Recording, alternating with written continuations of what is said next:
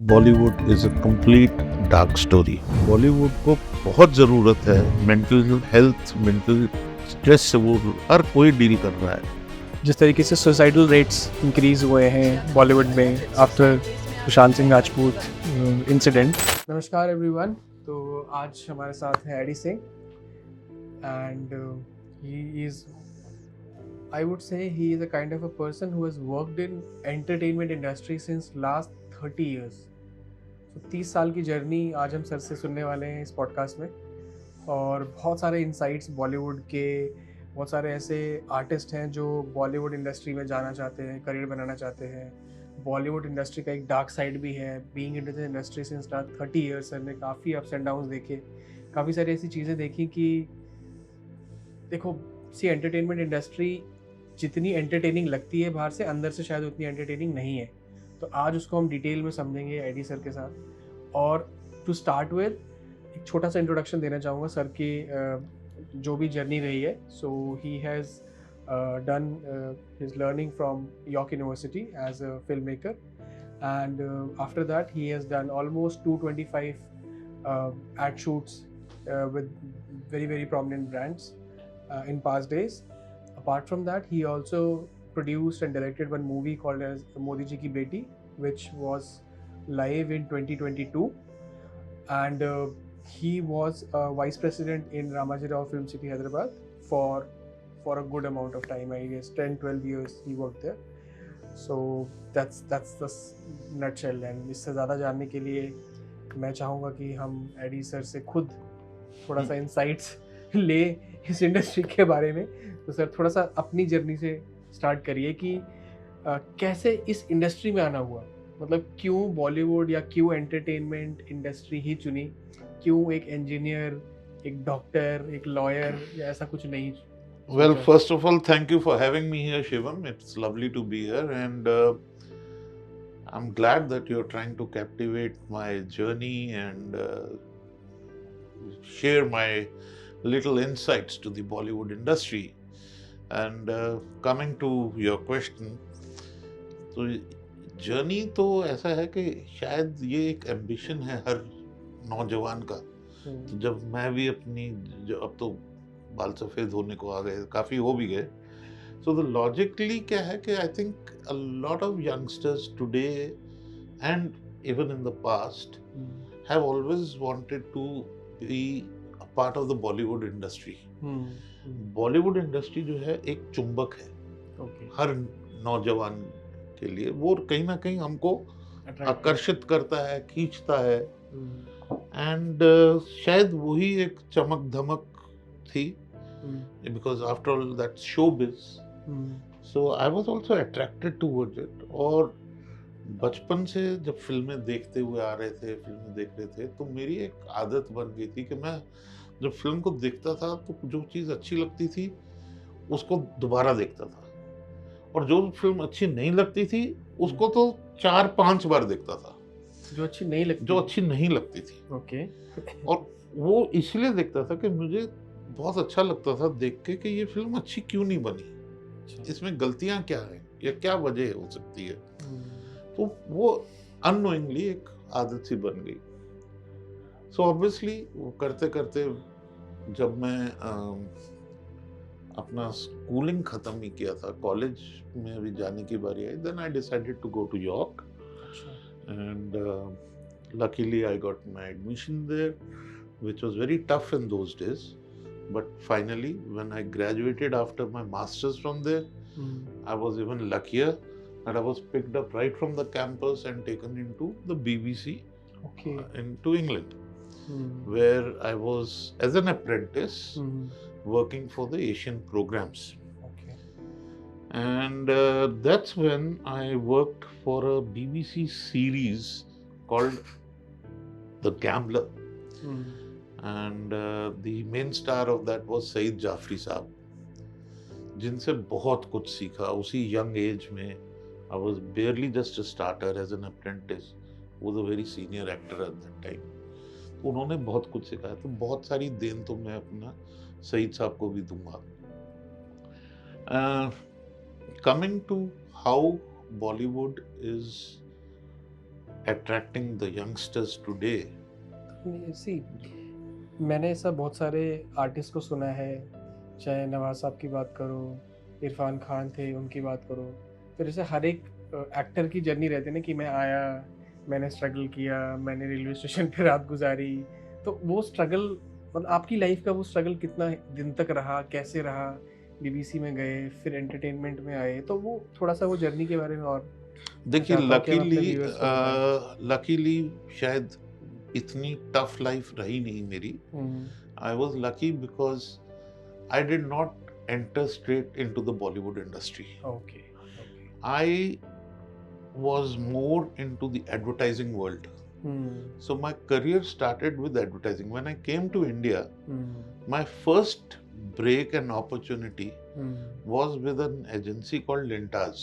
Okay, And none other than Mr. Homi Daruwala, who's unfortunately no more, who gave me an opportunity to come and assist him in his commercials. So Lintas used to do a lot of commercials. We worked a lot of for major brands. Right right, So that was a good time in Bombay. And I was in Mumbai where I was making inroads to the advertising agencies and the world. So having done a lot of commercials, ads, I was also getting exposure to the Bollywood industry as such. तो दोनों तो चीजें आपको दोनों, पैर में- हाँ, so I was having a choice to see. तो दोस्त थे, बहुत सारे मित्र थे जो हमारे साथी, क्योंकि मैं ज्यादातर टेक्निकल साइड पे ही था सारा टाइम. तो कुछ ओके, हमारे जो दोस्त जो टेक्निकल या कोई कैमरामैन था या डायरेक्शन में था, जो मेन स्ट्रीम सिनेमा में काम करते थे, अच्छा, तो उनसे जब शाम को हम लोग गप्पे मारते थे, बैठते थे. कभी पृथ्वी थिएटर्स में हमारा एक फिक्स्ड वो था स्पॉट. पृथ्वी थिएटर मैंने काफी नाम सुना है। जी, वो हमारा जी। बहुत फेमस था. नसीर भाई भी वहीं मेरी मुलाकात उनसे हुई. टॉम ऑल्टर साहब से मेरी मुलाकात वहाँ. तो वो सब एक हमारे साथ लिलीपुट जो आज के बहुत प्रोमिनेंट एक्टर हैं अभी, तो वो हम सब लोग वहाँ पे बैठ के गप्पे मारते थे, बातचीत करते थे और एक्सचेंज ऑफ व्यूज होते थे. तो मुझे एक चीज ये समझ में आई कि हर जना जो है वो अपने बजट्स को रोता था, परेशान हो जाता था. ओके, और बजट की परेशानी ये होती थी कि यार सुबह से लेकर शाम हो गई थी और मैं एक छोटा सा करेक्टर, इतना सा रोल, या कोई टेक्नीशियन था, कैमरामैन था, कुछ था, तो बोलता था सुबह से शाम तक काम करवाया ये किया और मुझे 200 रुपये मिले. और किसी को 500. जो अच्छे अच्छे कैमरामैन होते थे वो असिस्ट करते थे एज ए सेकंड डीओपी, उनको 1000 रुपये मिल जाता था उस जमाने में. तो मुझे एकदम हुआ कि भाई मैं एडवर्टाइजिंग वर्ल्ड में हूँ और ये लोग मेन स्ट्रीम जिसकी इतनी शान और शौकत है, सब कुछ है, ये तो मुझसे कम पैसा बना रहे हैं. So I was very happy. So that was the time when I chose. I said कि नहीं, I think advertising world, and even till today, trust me, my suggestion to everyone is कि yes, there's more prestigious jobs and creativity in the advertising world than the Bollywood. तो scope जो है वो advertisement में ज्यादा है, right? Challenges ज़्यादा.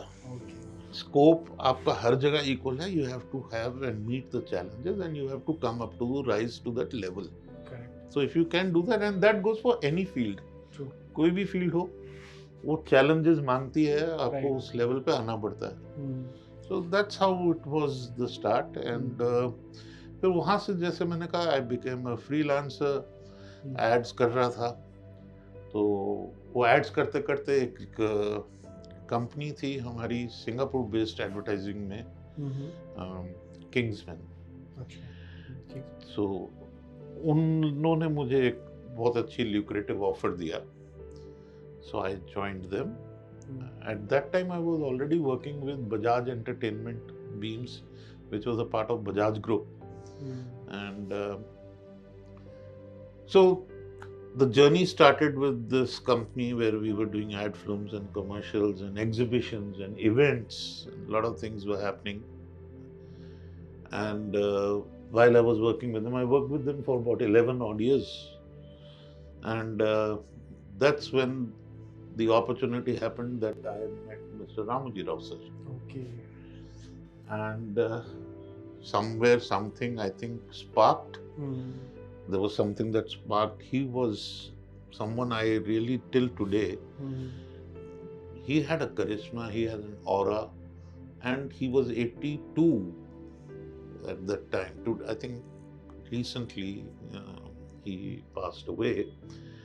But the kind of vision he had, and if anyone knows what Ramoji Rao Film City is, he gave me an offer I could not refuse.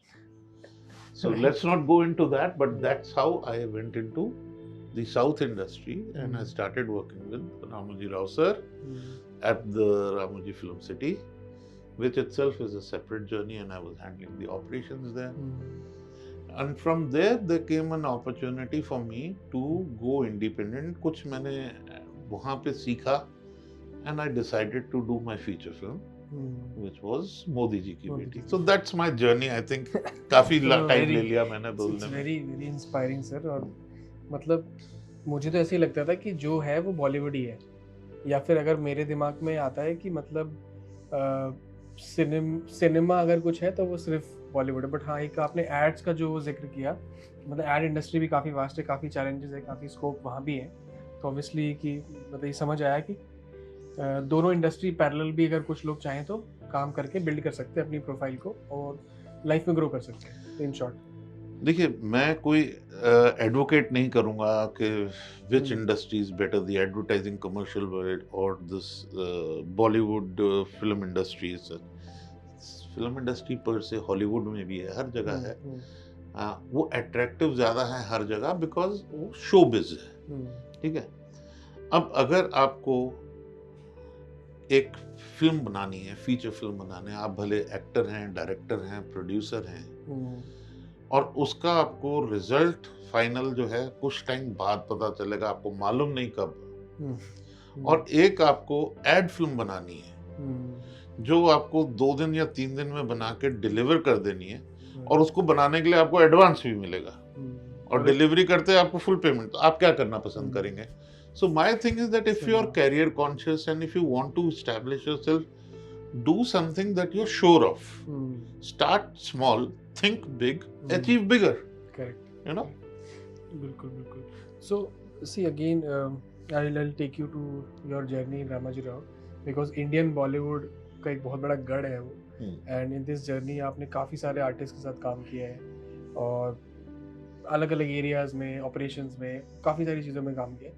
तो आपने इस इंडस्ट्री को डेप्थ में जब समझा है, तो जो बाहर से, मतलब हमारे जैसे जो नॉर्मल लोग हैं जो सोचते हैं कि वो वाओ बॉलीवुड, वाओ बॉलीवुड, वो जो एक वाओ फैक्टर है, ग्लैमर है, चकाचौंध की ज़िंदगी है, तो बाहर से दिखने में वो कैसी है और आपके नज़रिए से अंदर से दिखने में कैसी? बिकॉज आई थिंक दोनों में बहुत डिफरेंस होगा. बिकॉज जिस तरीके से पिछले कुछ सालों में, स्पेशली आफ्टर कोविड, जिस तरीके से सुसाइडल रेट्स इंक्रीज हुए हैं बॉलीवुड में आफ्टर सुशांत सिंह राजपूत इंसिडेंट, तो आई थिंक अंदर की इंडस्ट्री बहुत अलग है और बाहर से दिखने के लिए जो मैं या फिर मेरे से कोई भी और नॉर्मल इंसान जो दिखता है उसके लिए बहुत अलग है. उस पर क्या थॉट्स है आपके? देखिए शिवम, क्या है कि ये शोबिज है. ठीक है, जो मैंने बोला अट्रैक्शन है, और अंदर से this it's a very dark story. Bollywood is a complete dark story. वो समझना, उसके साथ उसको डील करना में आपको बहुत कुछ जो है पहले समझना चाहिए. आपको अपने आप को प्रिपेयर करना चाहिए कि वेर आप को तैरना नहीं आता और आप समुद्र में जाएं तो आप कहाँ जाएंगे? पाताल तक. आपको तैरना पहले सीखना है तो आप समुद्र पार कर जाएंगे कैसे भी. So my saying is that yes, Bollywood has a dark side to it, but anyone who wants to enter, when you come into this, I think it's important that we first understand कि what are we asking for, हम कहाँ जा रहे हैं. अब ऐसा तो है नहीं कि आपने इंजीनियरिंग की वो करी है और इंजीनियरिंग करने के बाद आपको the best of engineering job नहीं मिलती, but you will get something associated to engineering and you might enjoy it also, right? Because you have the knowledge of it. Correct.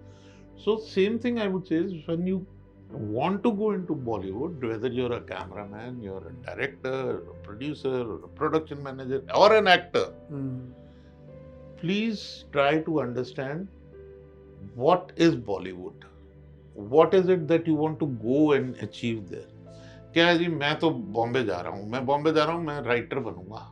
क्यों? क्योंकि मेरे को उसने कहा मैं राइटर हूँ, बड़ा अच्छा लिखता हूँ, बहुत अच्छा सोचता हूँ, तो मैं राइटर बनूंगा। आप राइटर बन ही नहीं पाए, आप बन गए एक्टर, क्योंकि राइटिंग का काम नहीं मिल रहा था, मैं एक्टिंग में घुस जाता हूँ, एक्टिंग में नहीं घुसा तो मैं इधर चले जाता हूँ। तो ये बहुत कुछ होता है, और यही हमारी डार्क साइड को जो है बॉलीवुड की दिखा देती है कहीं ना कहीं। तो वो चैलेंजेस बढ़ते जाते हैं, जिससे unfortunately it's not only actors, it is also with directors, with producers also. हर एक टेक्नीशियन के साथ भी एक वो अंधेरी गली आती है, उसको डील करना, उसको साथ कैसे उसको निकलना है उससे बाहर या फाइट करना है, वो उसका एक स्ट्रेस लेवल बढ़ता है। अगर वो स्ट्रेस से डील कर लेगा और उस स्ट्रेस को वो हैंडल कर लेगा तो कोई प्रॉब्लम्स नहीं आए, फिर तो वो भी गुड। मैं सिंपल चीज पूछता हूँ, आप एक्टिंग में जाते हैं, एक एक्टर बहुत हेल्थ कॉन्शियस है आज की डेट में। आप फिजिकल हेल्थ के लिए बहुत कुछ सोचते हैं, आप हेल्थ क्लब जाते हैं, मेंबरशिप लेते हैं, जिम जाते हैं, पिलाटेस जाते हैं, आप डाइट फूड्स लेते हैं, स्विमिंग करते हैं, आप हर एक, और आप स्पेशल डाइटिशियंस और ट्रेनर्स अपने साथ रखते हैं, सारा कुछ करते हैं। But there is a mental health and stress also, उसके लिए आप क्यों नहीं कुछ करते? इवन मैंने बहुत ही शायद किसी को, जैसे दीपिका पादुकोण है, एक दो एक्टर ऐसे हैं जो मेंटल हेल्थ के बारे में ओपनली प्लेटफॉर्म्स पे बात करते हैं जी। अदरवाइज 90-95% लोग कभी इन चीज़ों के बारे में बात भी नहीं करते। They don't want to talk about it. तो इसका मतलब ये है कि उनको इसकी ज़रूरत ही नहीं है, या इसका मतलब ये है कि वो बात नहीं करना चाहते? देखिए, अनफॉर्चुनेटली उनको सबसे ज़्यादा ज़रूरत है, बॉलीवुड को बहुत ज़रूरत है मेंटल हेल्थ, मेंटल स्ट्रेस से वो हर कोई डील कर रहा है, उनको बहुत ज़्यादा ज़रूरत है। अच्छा, एक चीज़ मैं आपको रोकूंगा यहाँ पे, क्योंकि हमने बात करी कि उनको बहुत ज़्यादा ज़रूरत है, तो ऐसे क्या रीजंस होते हैं जिनकी वजह से इनको ज़्यादा ज़रूरत है? देखिए, आपने खुद ही बोला कि सुसाइडल रेट्स, राइट, तो अगर सुसाइडल रेट्स हैं, that means you need help somewhere. तो हर चीज़ जो है साइकाइट्रिक हेल्प ही नेसेसरीली नहीं है। राइट, देयर इज समथिंग कि आपका करियर को आप शेयर, अब मैं घर से भाग के आया था और मैं अब काम करने आया हूँ, मुझे काम मिला नहीं, मुझे 3 साल हो गए बॉम्बे में, खाने के पैसे नहीं है, तो अब मैं क्या कर रहा हूँ, मेरी फैमिली का प्रेशर है, मैं उसके साथ डील कर रहा हूँ। Beside my family pressure, I have pressure of finance, मैं फाइनेंस के साथ जो है प्रेशर में डील कर रहा हूँ। Third, I have a career pressure, क्योंकि मेरा अभी तो कैरियर ही नहीं टेक ऑफ किया। तो ये तीनों प्रेशर्स को डील करने के लिए मेरे पास साइकाइट्रिस्ट के पास जाने के लिए पैसा नहीं है, लेकिन मैं कहीं ना कहीं, जिसको हम लोग बोलते हैं जुगाड़, उस जुगाड़ को फिट करके मैं हेल्थ क्लब चले जाता हूँ, मैं प्रोटीन्स ले लेता हूँ, सप्लीमेंट्स ले लेता हूँ, कहीं से कर लेता हूँ मैनेज। व्हाई? बिकॉज मुझे वो मालूम है, उसके बारे में मुझे पता है। बट मुझे ये नहीं पता कि मैं अपने स्ट्रेस लेवल्स को मैनेज कर सकता हूँ, क्योंकि हमारे कंट्री में स्ट्रेस मैनेजमेंट के ऊपर अवेयरनेस नहीं है। अगर सिंपलेस्ट थिंग पूछें तो हम लोग को psychiatrist is not the thing. मुझे सुसाइडल टेंडेंसीज कब होती हैं किसी को भी, because sometimes we are going into that dark hole. वो डार्क होल का जब कोई एंड ही नहीं नजर आ रहा, तो अंदर से आपको एंजाइटी शुरू हो जाती है। सी सुसाइड इज द एंड। जब तक प्रॉब्लम बहुत एग्रीवेट होके बहुत हायर लेवल पे चली जाती है, तब मोस्टली लोगों के अंदर सुसाइडल थॉट्स आते हैं। अगर उसको पहले ही कंट्रोल कर लिया जाए तो मोस्टली वो वर्ष तक जाएगा ही नहीं कोई। सो यू सी, क्या है कि यहाँ पे हम लोग कैरियर काउंसलिंग तो बहुत कुछ करने के लिए ढूंढते हैं, पर हर एक जगह यू डोंट। हम एक्टिंग स्कूल्स में चले जाते हैं ये सोच के कि हमें ये इधर से निकलेंगे भाई, ये फलानी, मैं नाम नहीं लेना चाहता हूँ, बहुत बड़े स्कूल्स हैं, इंस्टीट्यूशंस हैं, और एक्स एक्टर्स हैं जिन्होंने अपने इंस्टीट्यूट्स खोल लिए हैं। So they are money making shops. आप एक्टिंग सिखा रहे हैं उनको, सर्वाइवल नहीं सिखा रहे। तो क्या स्पेसिफिकली जब हम बात करते हैं एनएसडी की, बिकॉज एनएसडी एक one of the top notch institute माना Yes, जाता of course, है, certainly. तो एनएसडी के करिकुलम में नहीं मेंटल हेल्थ होनी चाहिए? Just a thought. Very importantly, very well तो says, I would say yes, why not? अभी है? I don't think अभी भी है. अभी नहीं है. But you see, अब NSD एक इंस्टीट्यूशन ऐसी है, NSD है, पूना इंस्टीट्यूट है. Yes, it is. Even Ramoji Rao has this technical film school. Now, point is, yes, but we don't have this counseling of careers there. See, nowadays even schools, colleges, tuition centers, हर जगह mental health counseling has become compulsory. Compulsory नहीं तो at least लोग इतना aware हो गए हैं कि हाँ कोचिंग सेंटर्स में भी काउंसलिंग सेंटर्स आ गए हैं. तो मुझे ऐसा लगता है कि इवन इसमें आपका सजेशन मैं जानूंगा कि अगर हम ऐसा आइडिया लेके आए कि हर फिल्म सिटी में एक काउंसलिंग सेंटर होना चाहिए जो हमारे एक्टर्स की काउंसलिंग करे, एटलीस्ट उन्हें इमोशनल सपोर्ट या इमोशनल वेलबींग के बारे में तो अवेयर करें. डेफिनेटली, बिल्कुल. अगर हम लोग भी, अगर हम, मैंने जैसे, I think I have answered this already, कि जब हम, whether you are an actor और you are a professional in the industry, film industry, you need to have a mental stress counseling or a career opportunity which teaches you how to deal with your own mental health and your own how to keep your mental health intact, how not to let stress come and eat you. So हम कहते हैं जी walk पे चले जाया करो, ये कहते हैं, these are regular exercises, but a professional only can teach me कि भाई मैं इस स्ट्रेस लेवल को कैसे डील कर सकता हूँ. उसके लिए कुछ कैरियर काउंसलिंग मेंटल लेवल पे शायद जरूरी है. And I think NSD should take up a call. If NSD में कोई है जो मुझे इस वक्त सुन रहा है, तो I think it's the time to do it. Even certain institutions like Poona film institute, जो कि इस कंट्री के माने हुए, वहाँ पे ये सब चीज़ें इंट्रोड्यूस होनी चाहिए, ताकि जब इससे पहले कि आप अपने स्टूडेंट्स को समुंदर में भेजें, उनको इन चीज़ों की तैयारी पहले से हो. सी, एक चीज़ और मैंने देखी है, मोस्टली एक एड फिल्म में मैं पार्ट था, तो आई हैव सीन कि बार बार वो रीटेक्स होते हैं, and there is a DOP, there is a cameraman, there is an actor, director. तो सब लोग जब वो सेटअप में होते हैं तो मोस्टली जब वो फाइनल रिजल्ट निकल के आता है तो वो बिल्कुल अलग ही दिखता है. लेकिन उस टाइम का जो माहौल होता है वो रीटेक, फिर कभी कभी उसमें कुछ एक फ्रस्ट्रेशन, कुछ एक एंगर. तो उस सिचुएशन में कैसे मतलब डील करते हैं आप? वहाँ पे मेंटल हेल्थ का क्या रोल आता है? आता भी है कि वो सबको सब आता है कि मतलब that is the part of the process? That is part of technical film making. It's a professional film making. You know, अगर आपको एक परफेक्ट टेक है, वो जब तक आपको परफेक्ट नहीं होता, आप उसके रीटेक करते हैं. कहते हैं किसी के 70 रीटेक हुए, किसी के 80 रीटेक हुए, किसी के 100 रीटेक हुए. तो फ्रस्ट्रेशन नहीं हो रहा था उसमें? अगर एक्टर को फ्रस्ट्रेशन हो रहा है तो प्रोफेशनल जो कैमरामैन है या डायरेक्टर है उसको भी फ्रस्ट्रेशन हो रहा है उस टाइम. सही बात है. तो फ्रस्ट्रेशन लेवल तो सबको हो रहा है, क्योंकि वो टेक उसके लिए जरूरी है, और वो काफी जो है महंगा पड़ रहा है उसको उस टाइम, जितने ज्यादा टेक्स हो रहे हैं. तो आई थिंक प्रोफेशनली ये सब चीजें तो पार्ट ऑफ द गेम है, ये चलती हैं. और परफेक्शन करने के लिए तो सब, अगर आप एक खराद की मशीन पे एक टूल बना रहे हैं, नट बना रहे हैं, अगर वो परफेक्ट नहीं है तो क्या फायदा? वो 10 बार बनाना ही पड़ेगा आपको. राइट. तो वो सुशांत सिंह राजपूत जी की डेथ के बाद काफी सारी mysteries I. Even still it's not unsolved, not cleared. उनकी बहन को भी मैंने एक पॉडकास्ट पे देखा था, काफ़ी सारी चीज़ें बताई, even the way she is feeling him and being in the industry. आपका क्या सोचना है उस पर? मतलब उसके पीछे का फैक्ट क्या था? मतलब आपका क्या पॉइंट है? वाज इट अ सुसाइड और it was a murder? I'm not sure. No, I cannot comment on that honestly, because I wouldn't know, and that's too personal. That's his personal life.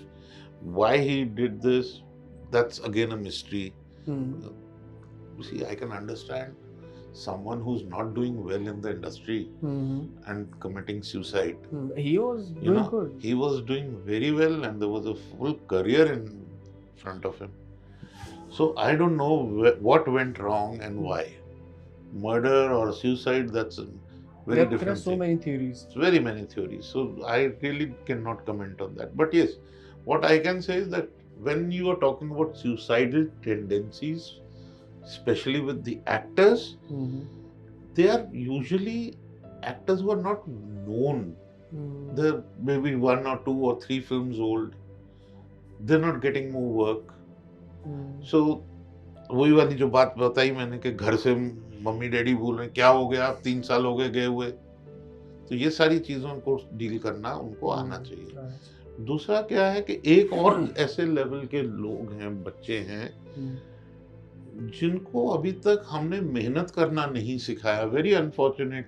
मैं हाथ जोड़ के उन माँ बाप को बोलूंगा कि अपने बच्चों को अगर आप बॉम्बे भेज रहे हैं तो प्लीज BMW और मर्सिडीज देकर मत भेजिए, बिकॉज मर्सिडीज और BMW उनको काम नहीं दिलवाने वाली। तो नहीं, बट अगेन ये वो वाला भी है ना, नेटिजन्स क्या बोलते हैं, नेपोटिज्म। सब बहुत सारे star producers, directors, star sons, daughters ऐसे हैं जिनको काम नहीं मिला और नहीं मिल रहा।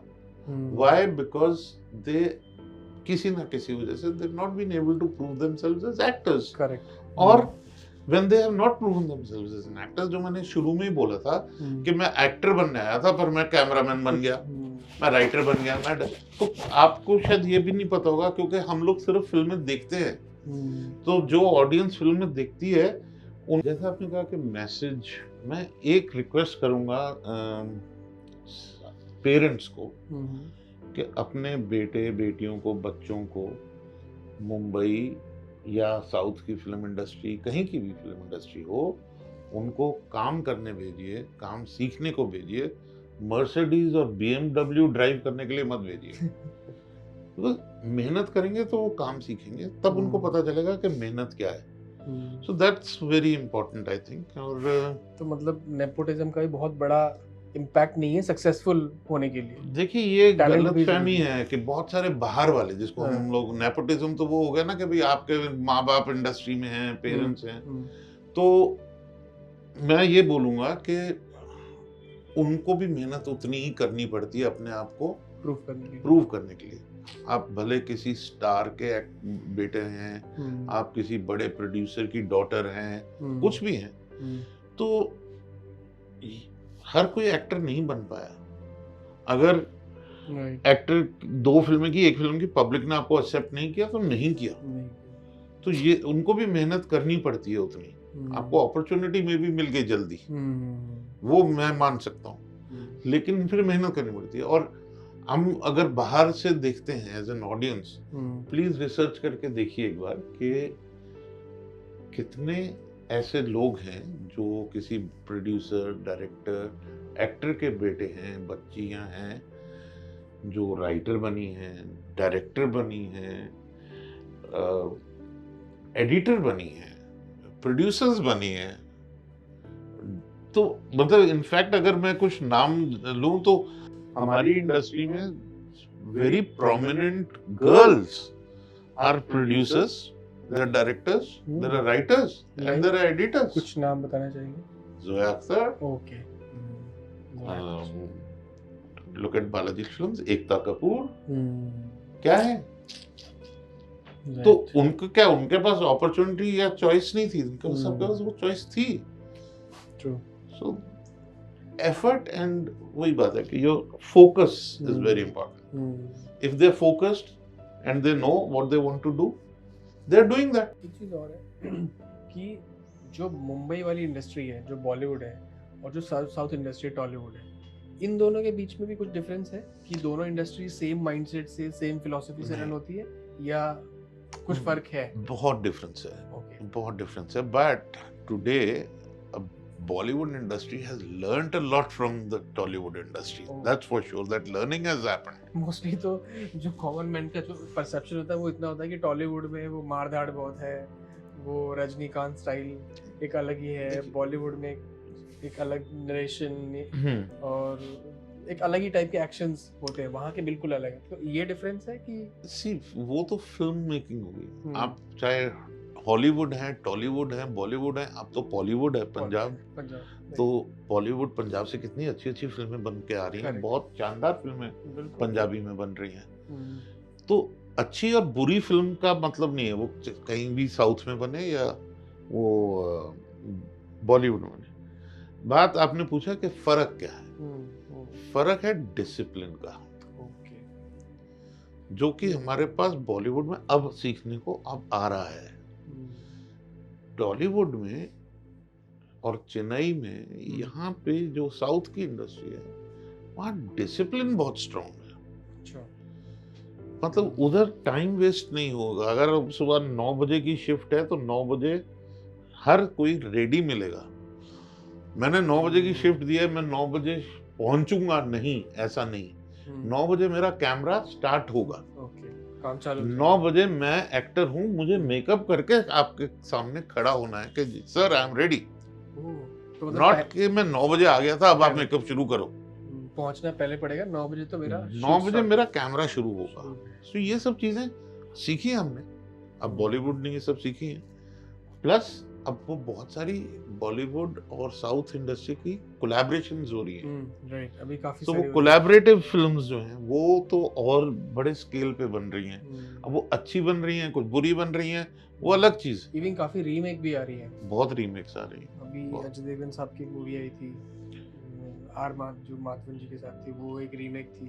काफी सारी रीमेक बहुत आ रही हैं, बहुत सी हैं। तो इसका एक मतलब ये है कि टॉलीवुड में ज्यादा अच्छे राइटर्स हैं कि हम कॉपी करके उनको लेके आ रहे हैं, बिकॉज ये देखिए अगर मैंने नाम लेने शुरू किए तो आपको मैं बॉलीवुड के ऐसे ऐसे राइटर्स के नाम लेने शुरू करूंगा कि हम आप कहेंगे अरे वो तो पाथ ब्रेकिंग फिल्म्स हैं। अगर हम फिल्म्स लाइक अर्थ की बात करें, आशिकी की बात करें, शोले की बात करें, तो ये क्या है, ये सब पाथ ब्रेकिंग फिल्म्स हैं। तो वो हर जगह है। Writer is a creative, it's a talent bank, वो कहीं भी हो। हाँ, अब पंजाबी राइटर पंजाबी में लिख के हिंदी सिनेमा वाले को दे दे तो फिल्म अच्छी है। राइट। सी इवन ये रीमेक का साइकोलॉजी क्या है, मतलब क्यों रीमेक बनती है? एक मूवी एक बार बन गई तो किसी और इंडस्ट्री में उसे रीमेक क्यों बनाते हैं, मतलब इसके पीछे का लॉजिक क्या है? ठीक है, एक तो ये है कि प्रूवन सक्सेस, कि एक पर्टिकुलर रीजन में एक फिल्म ने बहुत अच्छा सक्सेस किया है तो देखने वाला तो हिंदुस्तानी है। हमारी मेंटालिटी, हमारे इमोशन, हमारे दिल तो हिंदुस्तानी है। तो एक डायरेक्टर प्रोड्यूसर सोचता है कि इस फिल्म का रीमेक बनाया जाए हिंदी में, ताकि वाइडर ऑडियंस को वो सब्जेक्ट पहुंच सके। क्योंकि मैक्सिमम तो लैंग्वेज हिंदी एक ऐसी लैंग्वेज है कि वो हमारे लिए ग्लोबल है। आज देखें तो हिंदी स्पीकिंग तो ग्लोबल पहुंच चुका है। तो आपकी फिल्म की मार्केटिंग अच्छी हो जाती है, आपका मार्केट स्कोप जो है वाइडन हो जाता है, ऑडियंस आपको ज्यादा मिल जाती है। That is correct. सी एक चीज़ और है कि जब हम देखते हैं कि अलग अलग इंडस्ट्रीज है, चाहे वो पंजाबी फिल्म मेकिंग हो, चाहे वो बॉलीवुड हो, हिंदी फिल्म मेकिंग हो, चाहे वो टॉलीवुड हो, इवन यहाँ के जो एक्ट्रेसेस हैं या फिर एक्टर्स हैं, एक्ट्रेसेस जो भी हैं, उनके भी जो एक्शंस होते हैं या जिस तरीके से वो रिएक्ट करते हैं, उनमें भी बहुत डिफरेंस है। तो क्या जिस तरीके के लर्निंग इन्वायरमेंट से निकल के आ रहे हैं, जैसे बॉलीवुड वाले एक इंस्टीट्यूट से निकल के आ रहे हैं, एक टाइप के प्रोड्यूसर डायरेक्टर के साथ काम करते हैं, वहाँ के लोग एक डिसिप्लिन, आपने बहुत अच्छा एक एंगल बताया, बट डिसिप्लिन के अलावा भी कुछ ऐसे पर्सनैलिटी डिफ्रेंसिएशंस है कि मतलब यहाँ के लोगों की पर्सनैलिटी अलग है, वहाँ के लोगों की अलग है, वहाँ के लोग, तो ऐसा भी कुछ है कि सब एक सेम पर्सनैलिटी के? इट्स ऑलवेज ऑन द, अब ये भी एक देखिए, अगर साउथ की इंडस्ट्री में आप देखें तो maximum 9 out of 10 heroines are from Punjab, they are from north Indians. हाँ, तमन्ना भाटिया, काजल अग्रवाल, ये सब क्या है, so they are from this, from the northern industry, north of India. तो क्या वो वहां पहुंच कर डिसिप्लिन हुई है या डिसिप्लिन गई थी? So that is I think on the captain of the ship, कि आप जहां जैसा माहौल है तो वहां, अब दिल्ली में पढ़े, बॉम्बे में स्कूल में जाएं, एक स्कूल के बच्चे जो हैं बहुत डिसिप्लिन है, एक स्कूल के बच्चे नहीं है डिसिप्लिन, तो भाई वो प्रिंसिपल के ऊपर है तो शॉर्ट उस वो प्रोड्यूसर डायरेक्टर के ऊपर है। तो कुछ हद तक और एक डेफिनेटली। चीज और, इन तीनों इंडस्ट्रीज के मेंटल हेल्थ को एक्सेप्टेंस का परसेंटेज क्या है?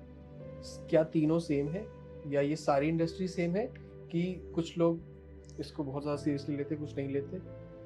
सी मेंटल हेल्थ तीनों जगह, हर जगह चाहिए सेम, बिकॉज अवेयरनेस नहीं है। मुझे एक बोर्ड दिखता है जहाँ पे मैं लिखा है ये हेल्थ क्लब है, ये जिम है, और मुझे लगता है मुझे मुझे तो वाकई बहुत ज्यादा जरूरत है तो मुझे वहां चले जाना है क्योंकि मुझे बोर्ड दिख रहा है। लेकिन मुझे एक स्ट्रेस के साथ डील करना है अपने प्रोफेशन को मानते हुए, एक professional management, stress management, mental health जिसको मैं बोल रहा हूँ, उसके लिए मैं कहाँ जाऊं वो शायद हर किसी को पता नहीं। तो पता करो, है हमारे हिंदुस्तान में मेंटल हेल्थ के लिए बहुत सी इंस्टीट्यूशंस हैं, आपको ऑनलाइन गाइडेंस भी मिलती है ऐसी जगहों पे, बट हम लोग पता ही नहीं करना चाहते। तो चाहे वो प्रोड्यूसर है, डायरेक्टर है, एक्टर है, कोई भी है, they don't want to know. उनको पता ही नहीं कि मेंटल हेल्थ भी एक चीज है जिसके साथ मुझे अपने आप को एक बेटर पर्सन बनाना है, जिससे मैं वर्ल्ड के अपने आसपास के चैलेंजेस को मीट कर सकता हूँ। सो आई थिंक अवेयरनेस। एक थोड़ा सा आपकी और पास्ट में थोड़ा जाते, मोस्टली जब हमने बात करी एक्टर्स की, डायरेक्टर्स की, प्रोड्यूसर की, उनके डिसिप्लिन की, आपकी लाइफ में ऐसे कौन से फेस जब आपको लगा कि मतलब एक हर इंसान की लाइफ का वर्स्ट फेस होता है, जैसे कि मतलब वहाँ से कम बैक करना जहाँ से लगता है कि बहुत मुश्किल है, and then we bounce back, तो वो एक बाउंस बैक की कोई ऐसा इंसिडेंट आप शेयर करना चाहेंगे, कोई ऐसी स्टोरी? खैर, दो इंसिडेंट्स याद आते हैं। एक तो बहुत ही रीसेंट है, जब मैंने अपनी फीचर फिल्म बनाई थी, तो मोदी जी की बेटी जी, तो वेरी अनफॉर्चुनेट कि हमने उसकी जब शूटिंग शुरू की और सब कुछ किया और फिल्म रेडी हो गई, तो 2019 में हमारी फिल्म रेडी थी रिलीज होने के लिए, और उसी दौरान एकदम कोविड आ गया। तो जब कोविड आया तो हमको सारे पता चला, ओवरनाइट थिएटर्स बंद हो गए सारे। जब सारे सिनेमा हॉल्स बंद हो गए और तब ओटीटी नया नया शुरू हो रहा था, पनप ही रहा था, तो मैं तो कहूँगा कि हम बॉलीवुड वालों की जो है वो ओटीटी हमारी देन है। अगर सिनेमा हॉल कोविड ना आता, सिनेमा हॉल बंद ना होते, तो ओटीटी आज शायद ना होता। But having said that, my point is that you see, जब कोविड आया तो हमारे पास और कोई रास्ता, और हम I am an independent film maker, so I'm an independent director and an independent producer, so we are working on limited budgets. अब सिनेमा हॉल बंद हुए तो मुझे तो 2 साल वैसे ही मेरे कोविड में गए। जब कोविड खत्म हुआ तो मुझे लड़ना पड़ा अपने सेंसर बोर्ड के साथ। वो भी एक चैलेंज है। वो एक चैलेंज आ गया भाई, एक इंडिपेंडेंट प्रोड्यूसर के लिए, फिल्म मेकर के लिए अचानक आपको सेंसर बोर्ड कहता है जी ये नेम टाइटल चेंज कर दो। भाई क्यों चेंज कर दो? कहते हैं आपकी फिल्म बहुत अच्छी है। नहीं, इसमें ऐसा कुछ भी नहीं है, लेकिन आप इसको चेंज कर दो। मैं कहा भाई मेरी फिल्म एक पॉलिटिकल सटायर है, it is not on Modi, it is not on our beloved prime minister, it is just a satire, और ये किसी का जो है किसी के ऊपर व्यंग नहीं है, इट्स अबाउट 2 idiots। तो वो कहानी जो है वो मेरी 2 टेररिस्ट्स जो पागल हैं, बेवकूफ हैं, अपर स्टोरी, शायद उनको भी मेंटल स्ट्रेस था कि वो सोचते थे कि हम अगर टेररिस्ट बन जाए तो हमारा नाम बहुत बड़ा हो जाएगा, तो उसके ऊपर कहानी है वो। तो वो लोगों को वो जब बनाया तो मुझे सब कह रहे, अच्छा, और मजे की बात, सेंसर वाले मेरे को यू सर्टिफिकेट दे रहे हैं उस फिल्म का, लेकिन कह रहे हैं टाइटल बदल दो। यू सर्टिफिकेट क्या होता है? Universal certificate, even available for children. Okay. So it's a laughter, basically people are, मतलब पागल हो जाते हैं देख देख के, तो हंस रहे हैं फिल्म देख के, लेकिन आप कह रहे हो कि जी टाइटल बदल दो। क्यों बदल दो? अब वो मेरी फाइट उनके साथ फ्रस्ट्रेशन में शुरू हुई, तो मैं या तो सुसाइड कर लेता, ठीक है। तो लॉजिक ये है कि yes, we all go through stress, we have to know. So I had to fight with the censor board. 3 बार मेरी फिल्म की स्क्रीनिंग रखवाई गई, बार बार। तो आप बॉम्बे में दिखाओ, बॉम्बे में देख ली, तो उसका नहीं, आप दिल्ली लेके जाओ फिल्म, दिल्ली में दिखाओ, दिल्ली में दिखाई गई। तो ये सारा एक प्रोसेस फ्रस्ट्रेटिंग हो जाता है। ऐसे ही किसी के लिए भी वो होता है। फाइनली कब अप्रूव हुई? 22 में। तो और जब 22 में फिल्म का फाइनल हमें, और हम लड़ रहे थे कि हमें टाइटल यही रखना है। क्यों? क्योंकि आपने जब ये टाइटल रजिस्टर करवाया था हमने, तो आपने क्यों अप्रूव किया फिर? एनीवे, वो जब हुआ और रिलीज हुआ तो हमारी बैड लक कि सिनेमा हॉल्स नहीं चल रहे, क्योंकि बंद थे सारे सिनेमा हॉल, पर हमें रिलीज करनी थी। सो ऐसी चीजें होती हैं, सबके साथ होता है। और ये है। और इसी से पहले एक बार ये हुआ था मेरे साथ कि मैं जब पढ़ने गया था अपने यंगर एज, तो मुझे हम देखिए घूम फिर के हिंदुस्तानी है, तो क्या है कि मैं गया था पढ़ने, और मुझे उस टाइम बिल्कुल पक्का था, मैंने आपसे शुरू में बात की थी चमक दमक और बॉलीवुड। तो मेरे को ये था कि 5 साल हो गए मैं पढ़ रहा था, अब मुझे सब कुछ आ गया, सारा कुछ है, मुझे वापस हिंदुस्तान अब भागना है और सीधा बॉलीवुड में जाना है, और मुझे तो काम मेरा लिए इंतजार कर रहा है। मैं फुल फ्लेज डायरेक्टर बन गया हूँ और मेरे लिए काम वहाँ इंतजार कर रहा है।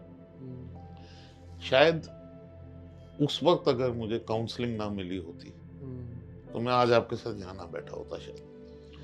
It was my counseling in the institute, because from the campus, like I said, I was picked up by BBC.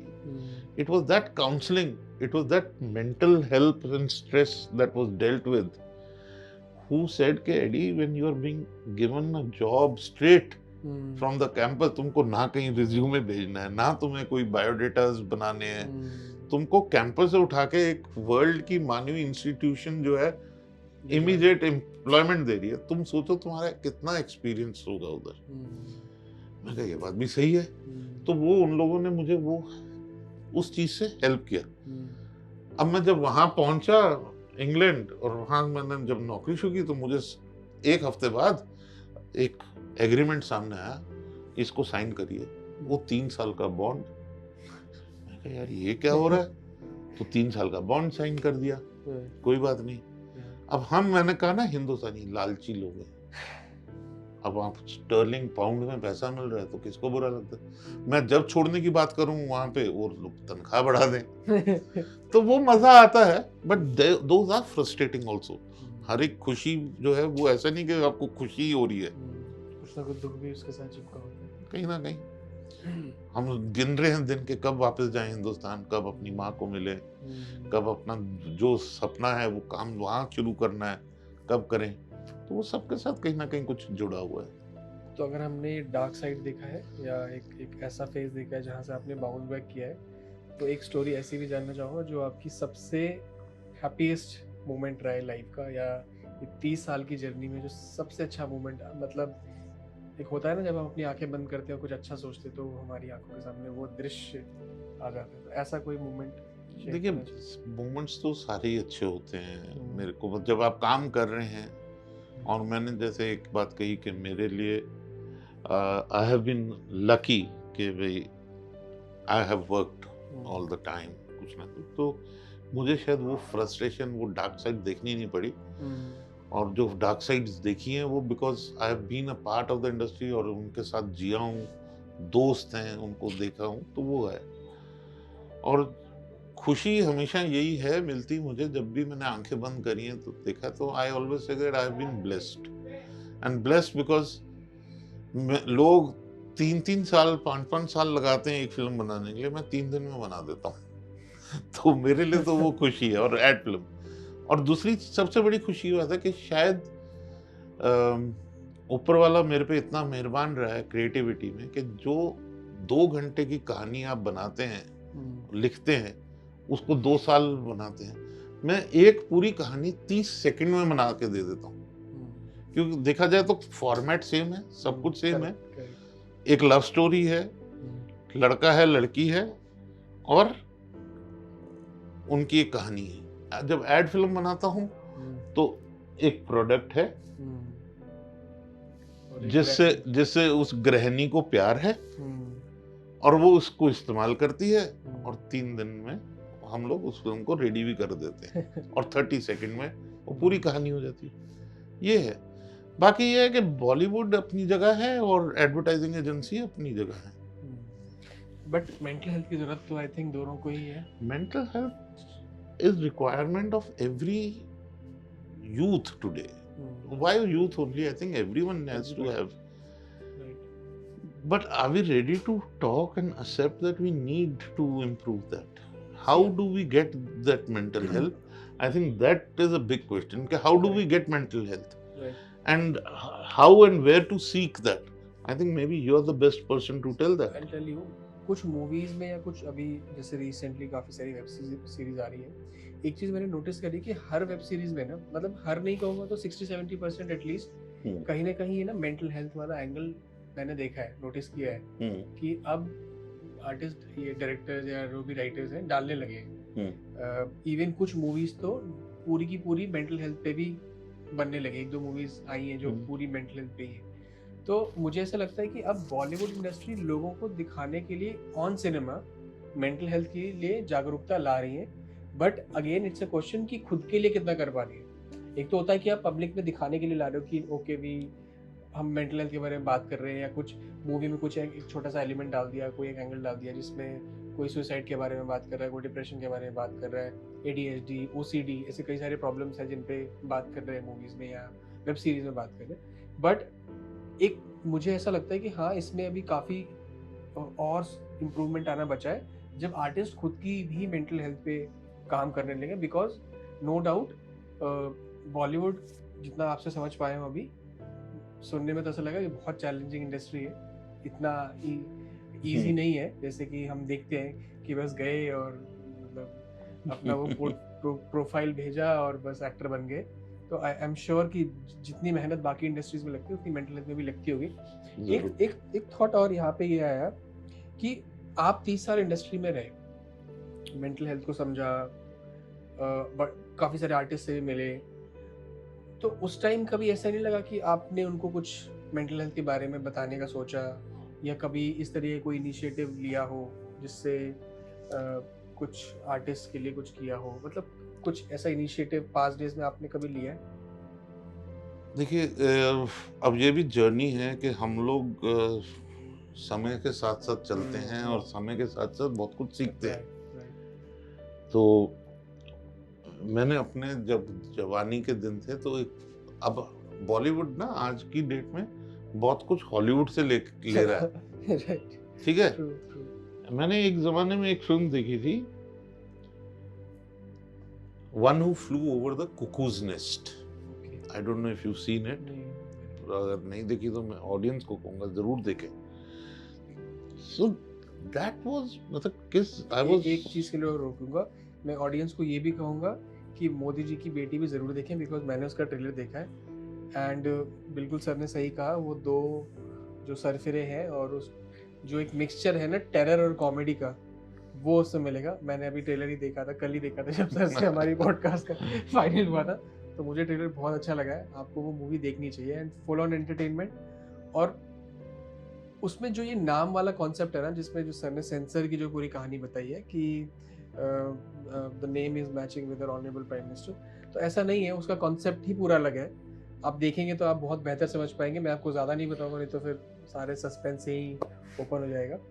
तो thank you so much, that's a good way to get me in audience promotion, and I'm sure you will like that when you see it. So coming back to One Who Flew Over the Cuckoo's Nest, मैं आज तक वो मेरी one of the favorite film, that is on mental stress, that film there in those years. हमें mental health के बारे में हम लोग अब जागृत हो रहे हैं. We are talking about it now. Right. True. Because there was nothing like that. We did not know psychiatrist क्या होता था पहले. अब पागल हो, पागलों के डॉक्टर, in short अगर बोले, ठीक है ना? That's not true. The West has always had psychiatric treatment. They were concerned about Psychologists, psychiatrists, you go to them counselors to get yourself counseling, yeah, family counseling, ये सब. हिंदुस्तान में आज divorce ratios बढ़ते जा रहे हैं. करेक्ट. वो भी तो स्ट्रेस है. उनको भी तो मेंटल अवेयरनेस चाहिए. राइट. मेंटल हेल्थ उनको भी जरूरी है. विदेश में कम होते जा रहे हैं.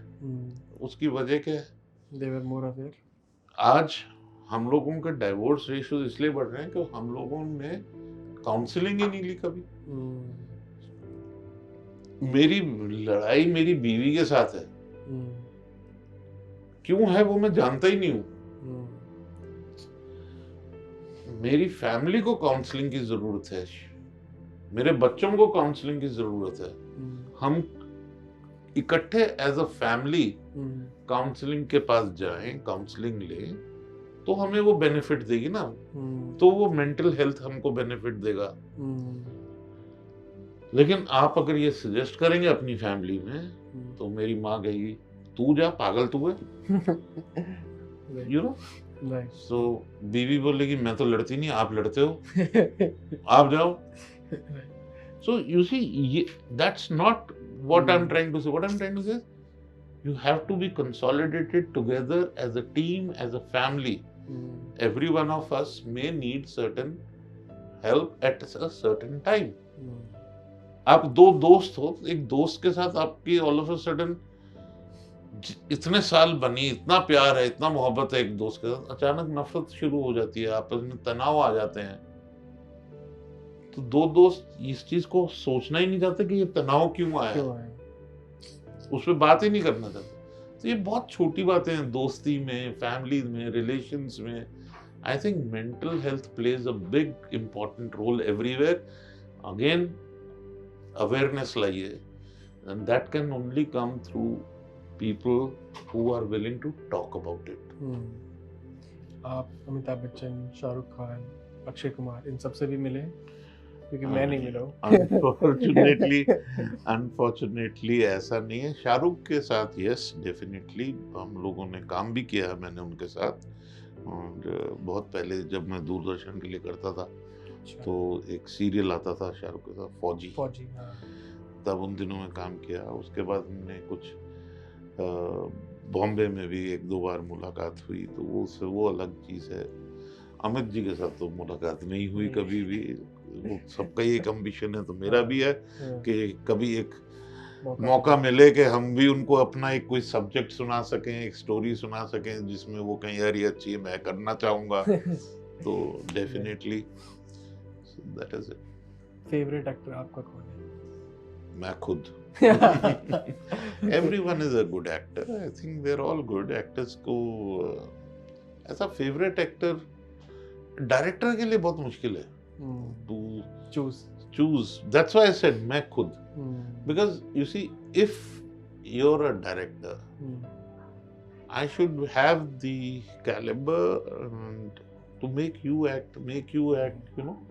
आपको एक्टिंग करवाना, कैसे कराना है, आपको कौन से किरदार में ऑडियंस के सामने डालना है, वो किरदार तो पहले मुझे ये एब्जॉर्ब करना पड़ेगा. The real ringmaster. So then you have to, so I think every actor is a good actor, and provided you have a good synchronization, एक एक्टर के साथ एक वो बहुत अच्छा आपको मानसिक संतुलन, both of you have enough debates and enough discussions on a character. All actors are very good, I don't think. A D Singh की फेवरेट मूवी कौन सी है? Earth. Favourite song? Chaiyya Chaiyya. ये सवाल आप ऐसे पूछ रहे हैं जो बड़े मुश्किल हैं करने के, बिकॉज फिल्में बहुत है, पर अर्थ मुझे बहुत सालों से ही शुरू से अच्छी लगी बॉलीवुड फिल्मों में. And otherwise as an song, I think Chaiya Chaiya, why I liked it? Because of the picturization. I think it was a path-breaking song. You know, तो वो है। और जबकि अगर किसी और से आप पूछेंगे तो वो शायद कोई और बहुत सारे बोले, तो अपना अपना वो है। तो एक क्वेश्चन ये भी है कि जैसा कि हमने कवर किया कि जैसे लोग, आपने ही कहा था कि BMW और ऑडी से ना भेजें।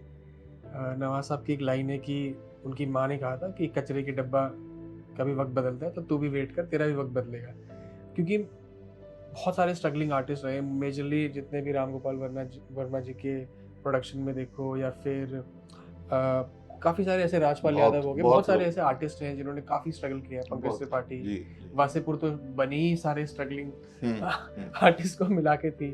तो कैसे ये लोग अपनी मेंटल हेल्थ को हैंडल करते हैं? मतलब 14-15 साल स्ट्रगल करना। मुन्ना भाई MBBS में एक छोटा सा रोल मिला था जेब कतरे का, वहाँ से किक जैसी मूवी में सलमान खान के साथ काम करने की जो जर्नी रही, अपने आप को हर दिन पुश करना कि नहीं सक्सेस नहीं, अगर आप नवाज साहब की बात कर रहे हैं तो वो तो मुन्ना भाई से पहले ही आ गए थे फिल्मों में। अच्छा। और छोटे छोटे कैरेक्टर्स उन्होंने बहुत किए, बहुत छोटे छोटे कैरेक्टर्स किए, हार नहीं मानी।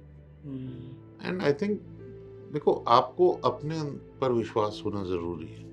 और जितने भी आपने अभी नाम लिए, इन्होंने सबने अपना आपको प्रूव करा है आज। राइट, ठीक है, करेक्ट। चाहे वो राजपाल यादव हैं, नवाज साहब हैं, सबकी वो स्ट्रगल, नसीर भाई की बहुत लंबी स्ट्रगल स्टोरीज हैं। अगर आप पढ़ेंगे देखेंगे तो पता चलेगा कि सबने कुछ ना कुछ मेहनत की है जाके, और काफी लंबी वो जर्नीज चली हैं। पंकज त्रिपाठी तो ये जर्नीज जो लंबी चली हैं, स्ट्रेस से भी, उनको भी स्ट्रेस आया होगा, उनको भी बहुत सी ऐसी चीजें दिमाग में आती होंगी।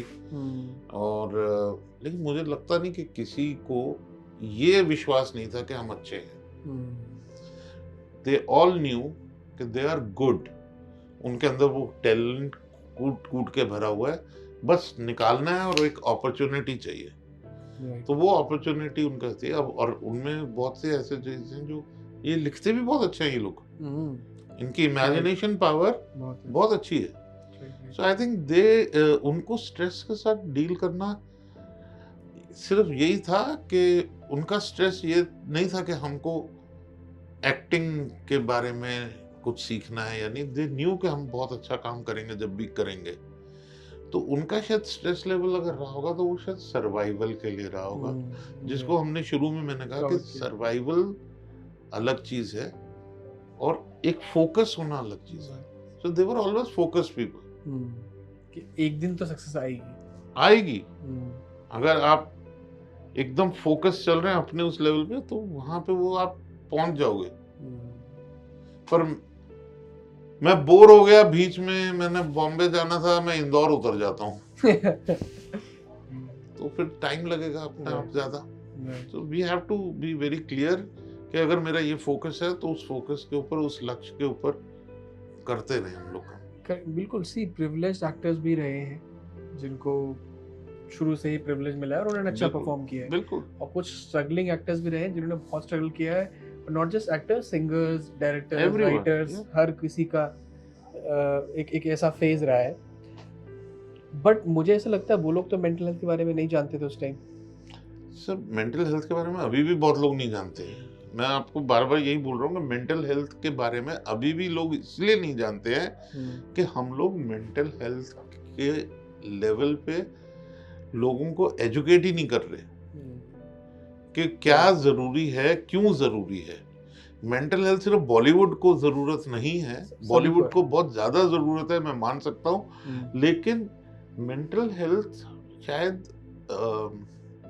एक फ्रेश ग्रेजुएट जो नौकरी के लिए सुबह अपना रिज्यूमे फाइल्स लेके जाता है इंटरव्यू देने के लिए, उसको भी चाहिए।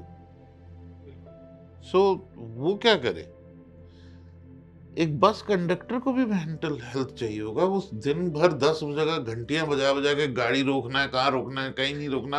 आप सोचिए उसकी क्या लेवल होती होगी। करेक्ट। नहीं, इवन एक चाय पे जो टपरी पे जो चाय बेच रहे हैं उसको, लोकल वेंडर्स को, ठेले वाले को, हर किसी को mental health definitely. So in fact I would encourage the government should come up with certain things कि वो देखिए हर कोई अफोर्ड भी नहीं कर पाएगा कहीं पे। So there should be community centres where mental health is spoken about, where a little of education, little of what is mental health, how it is to be giving you that support that you need in for yourself, for your family.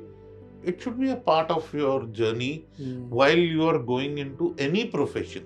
Right, correct. This is what I feel. नहीं बिल्कुल, you are very right.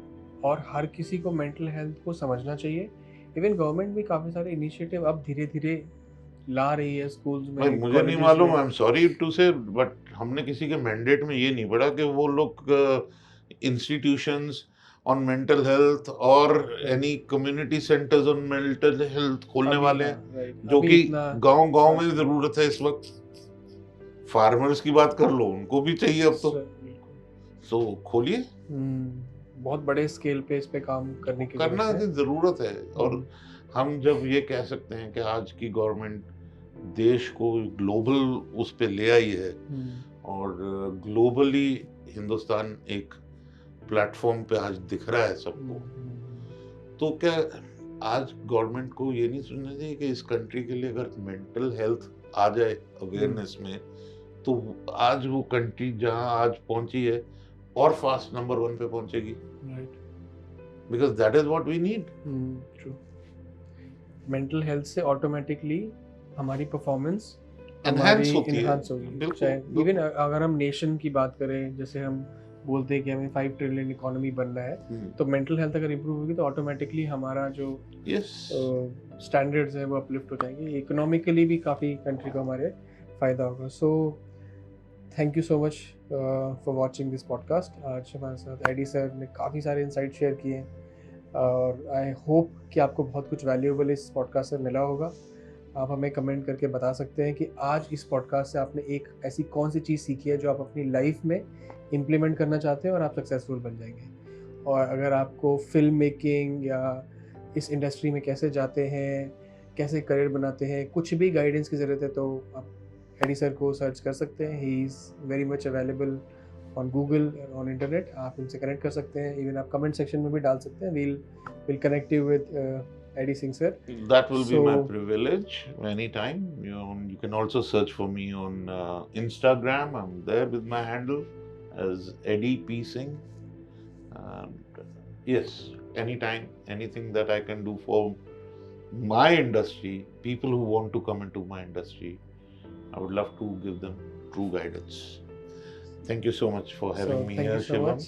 Thank you. It was lovely talking to you. Same.